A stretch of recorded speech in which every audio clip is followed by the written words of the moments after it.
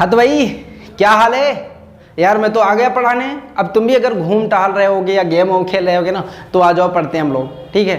नहीं यार मजाक कर रहा हूँ, घूमना टहलना अच्छी चीज़ है बट पढ़ना तो उससे ज़्यादा ज़रूरी है, ठीक है। तो पहले हम लोग पढ़ लेंगे, फिर घूमना टहलना, फिर गेम भी खेलना, कोई दिक्कत नहीं, सारी चीज़ें ज़रूरी हैं, ठीक है।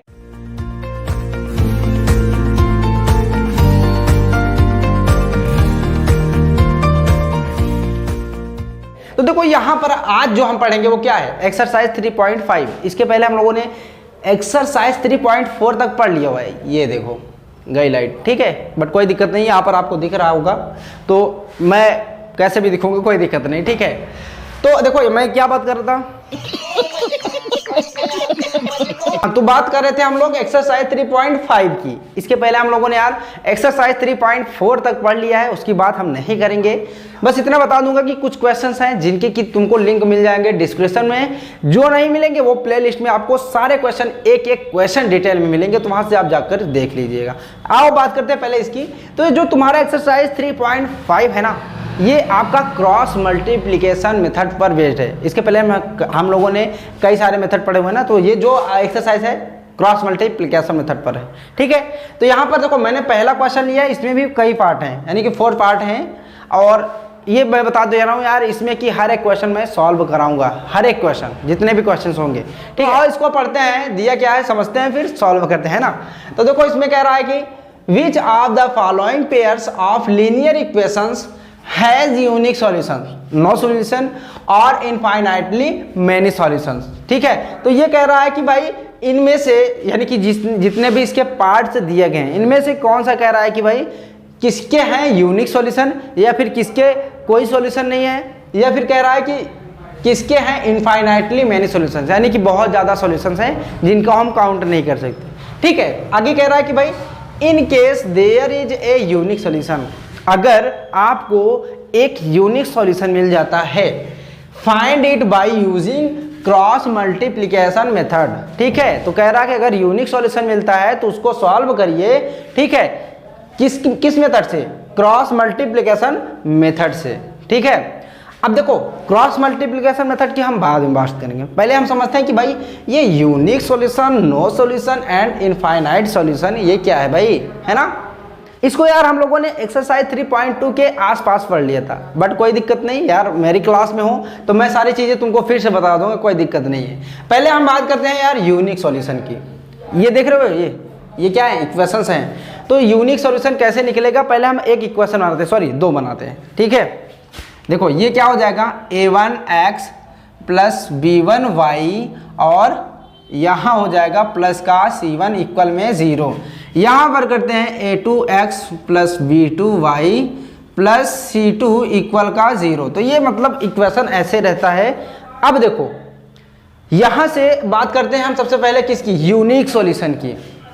अगर a1 upon a2 and b1 upon b2 equal नहीं है, यानी कि यहाँ पर जो भी आएगा, यहाँ पर जो आएगा इनको अपॉन में करेंगे और b1 अपॉन b2 करेंगे, तो ये दोनों इक्वल नहीं होने चाहिए, तब क्या होगा, यूनिक सॉल्यूशन होगा, ठीक है।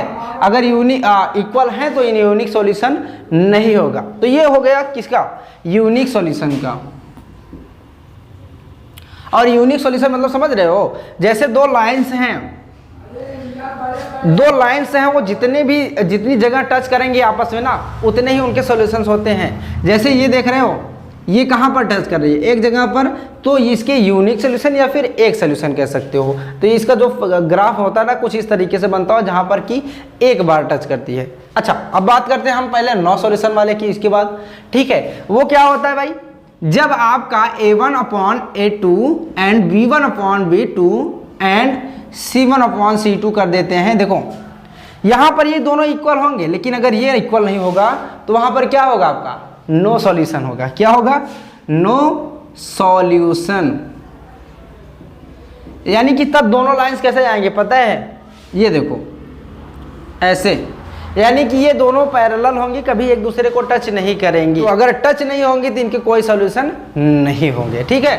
अब हम बात करते हैं तीसरा कि इनफाइनाइटली मैनी सॉल्यूशंस, ठीक है। जैसे यहाँ पर a1 upon a2 and b1 upon b2 and c1 upon C2 हो जाएगा इक्वल, तीनों इक्वल हो जाएंगे। तो यानी कि ये जो दोनों लाइंस दिख रही है ना, ये दोनों लाइन एक पर ही आ जाएंगी।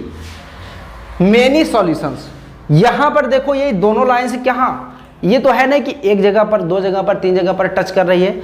इसमें हमको खुद ही नहीं पता कि कितनी जगह पर, इनफाइनाइट जगहों पर ये टच कर रही हैं। तो मैंने बताया कि जितने जगह पर टच करेंगे उतने सॉल्यूशंस होंगे। तो यहाँ पर देखो एक जगह पर टच किया यूनिक सॉल्यूशन, यहाँ पर कहीं नहीं किया तो नो सॉल्यूशन, और यहाँ पर कई जगह पर करते जा रहे हैं तो इसके इनफाइनाइटली मेनी सॉल्यूशंस। हाँ भाई आ गए, ठीक है, बिजली आ गई है, देखो कब तक रहती है। फिलहाल हम समझते हैं, देखो तो ये आपको यहाँ पर सिर्फ इसको ध्यान देना है, ये वाला ये वाला ये वाला, ये सिर्फ समझाने के लिए मैंने करा हुआ था, ठीक है। ये भी आपको यूज आता है लेकिन पिछले एक्सरसाइज में।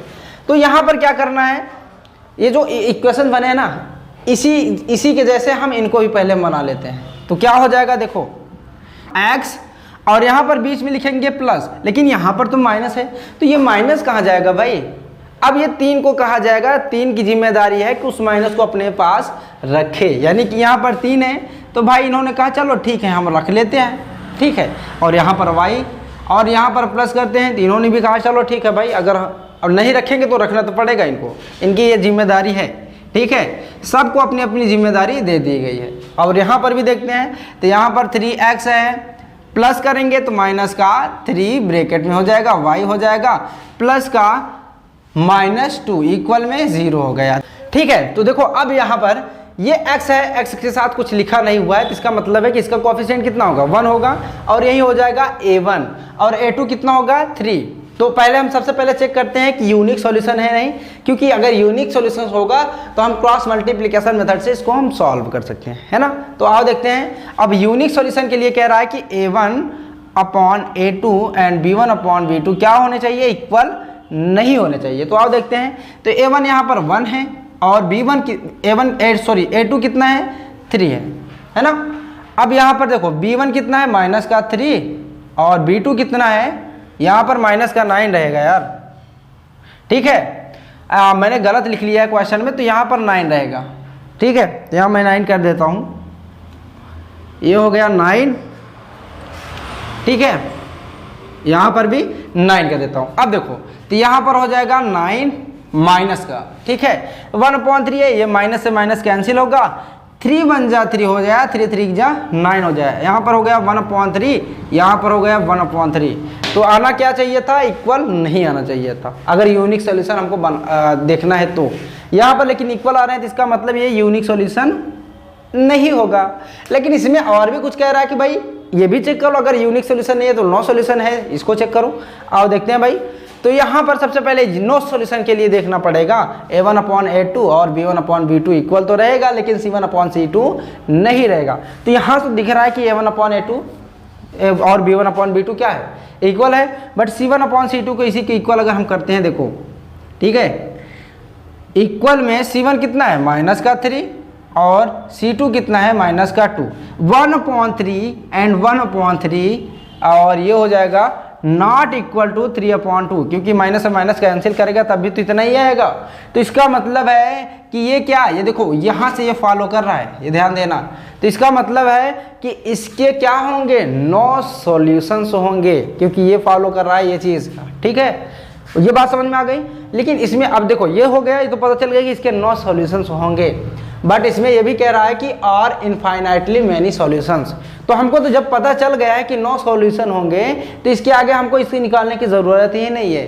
बात समझ में आ गई। नो सॉल्यूशन का मतलब यही एक भी सॉल्यूशन नहीं होंगे, और यहाँ पर इसका मतलब तो इनफाइनाइट सॉल्यूशन होता है, ठीक है। तो इसका मतलब है कि जो क्रॉस मल्टीप्लिकेशन से हमको इस क्वेश्चन को सॉल्व करना था, अभी नहीं कर पाएंगे।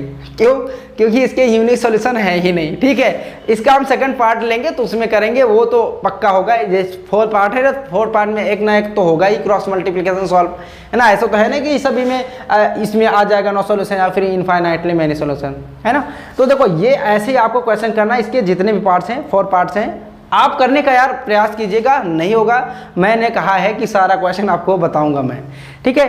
तो यार आज की क्लास को हम यहीं पर एंड करेंगे, ठीक है ना। बस इस क्वेश्चन को आप सॉल्व करिएगा, आगे का भी प्रयास कीजिएगा, बाकी मैं तो हूँ ही यार, ठीक है।